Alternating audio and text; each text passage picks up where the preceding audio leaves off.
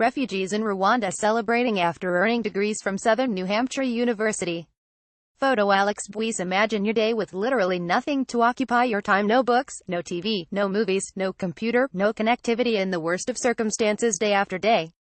That, says Southern New Hampshire University President Paul LeBlanc, is the grim reality of millions of young refugees whose plight means they don't have access to education.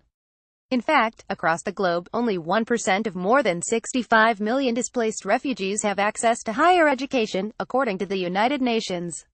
The U.S. only allows a small number of college-aged refugees into the country each year, leaving many without the opportunity to pursue a U.S. college degree. Only about 30,000 refugees aged 18 to 24 were allowed into the U.S. from 2013 to 2015. With so few college opportunities for refugees, some U.S. colleges are developing programs both physical and online to help them earn college degrees for free or at reduced costs. SNHU is making a significant commitment with a $10 million initiative to bring college education from the U.S. to refugee students around the world. In 2015, SNHU first offered classes to some 300 students at 2 refugee camps in Rwanda. After the first 16 graduates of the Kiziba refugee camp received their associate degrees this June, an anonymous group of donors pledged $10 million for an expansion of the program to other countries.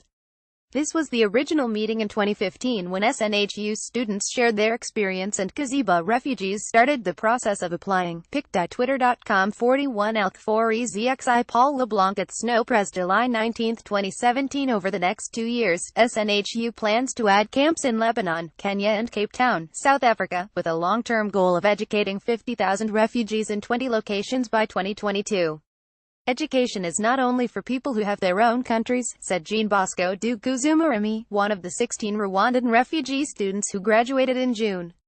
Refugees can also do good, and I hope that people who are listening to me can start changing the stereotype that refugees are lazy and cannot pursue education. New graduate Bosco Dukuzumerumyi left with his twin brother, Saddam. Photo Alex Buis. LeBlanc says the refugee students in the current and future programs would otherwise have no access to higher education. It's a sense of meaning and purpose in the world, he says.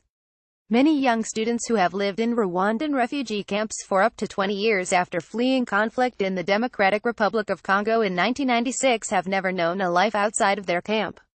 LeBlanc says these U.S.-accredited degrees give refugee students the tools for their cultures to rebuild their lives and thrive. Our refugee students are getting jobs, and that means all the difference in the world, LeBlanc says.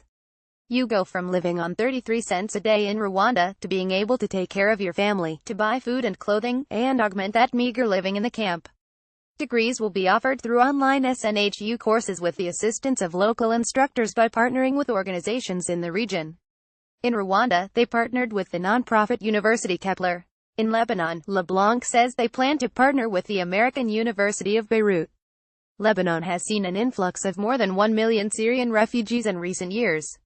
1 in 5 people in Lebanon are now from the war-torn country. Even fewer refugee students will be able to come to the U.S. to study in the future, leading to greater demands for programs designed to serve them.